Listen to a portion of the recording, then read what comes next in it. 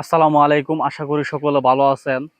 জাদুটোনা, তাবিজ তুমার এগুলা সত্য, এগুলা বিশ্বাস করতে হবে। একবার একদল ইহুদি আল্লাহর রাসূলকে কুফরি কালাম করে বান মেরেছিল। একদল ইহুদি কাফের, যাদের বলা কাফেররা একবার রাসূলকে বান মেরে খুবই অবস্থা খারাপ করে দিয়েছিল। কিভাবে সেটা আমি আপনাদেরকে বলতেছি। একদল ইহুদি আছে, ওরা কুফরি করে আল্লাহ রাসূলের ক্ষতি করে। এর ফলে আল্লাহ রাসূলের যে কাজ একবার করে সে কাজ আবার করতে যা, কোনো কিছু মনে থাকে না। স্মৃতিশক্তি খুবই দুর্বল হয়ে গেছিল এবং বিভিন্ন ধরনের সমস্যা শুরু হয়ে গেছিল। অত্যন্ত অসুস্থতার মধ্যে পড়ে গেছিল আল্লাহ রাসূল। তখন জিব্রাইল আলাইহিস সালাম এসে আল্লাহ রাসূলকে বলেন যে, রাসূল, আপনার এত একদল ইহুদি কুফরি কালাম করে ক্ষতি করছে, বান মারছে। আল্লাহ তাআলা পবিত্র কোরআনে সূরা নাস এবং সূরা ফালাক আল্লাহ তাআলা বলে দিছে যে সূরা নাস এবং সূরা ফালাক দিয়ে আপনি এই জাদু নষ্ট করতে পারবেন। তো জিবরাইল আলাইহিস সালামে আল্লাহ রাসূলকে সবকিছু বলে দেওয়ার পরে আল্লাহর রাসূল হযরত আলীকে বলতেছে,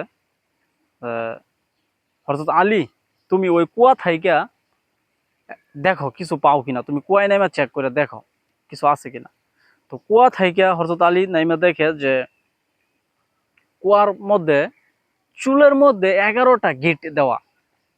আল্লাহ রাসূলের চুল নিচে, ঠিক আছে, চুল পোশাক আশাক এগুলো নিচে, তো 11টা গিট দেওয়া।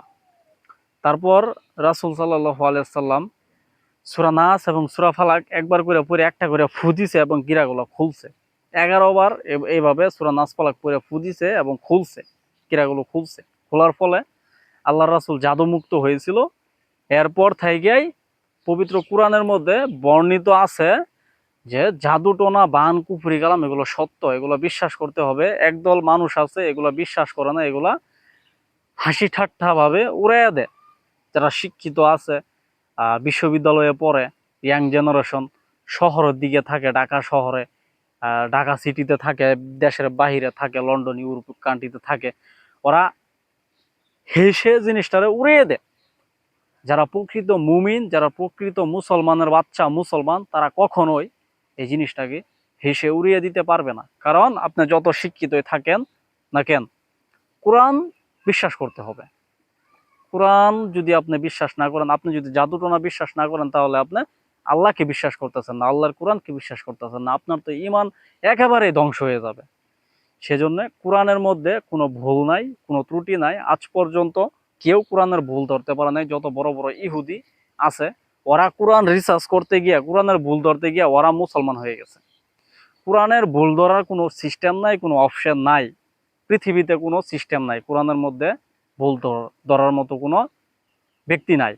কোরআন নিয়ে যারা রিসার্চ করছে তারাই মুসলমান হয়ে গেছে কালিমা পইরা।